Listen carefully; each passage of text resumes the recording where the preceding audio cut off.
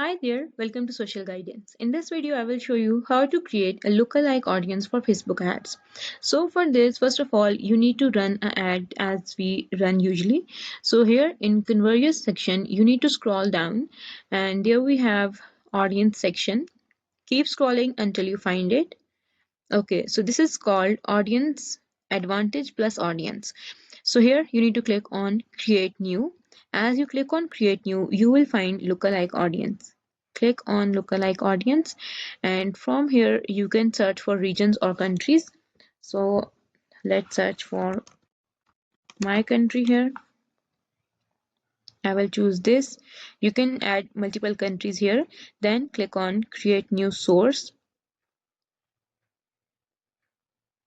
Click on custom audience and your source, the people who visited your website, and then click on next.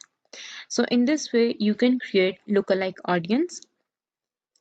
Then all website visitors, audience retention 30 days, people who visited the last 30 days, you can customize them.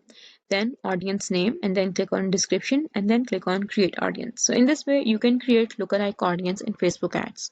If you found this video helpful, make sure to like the video and do subscribe to our channel.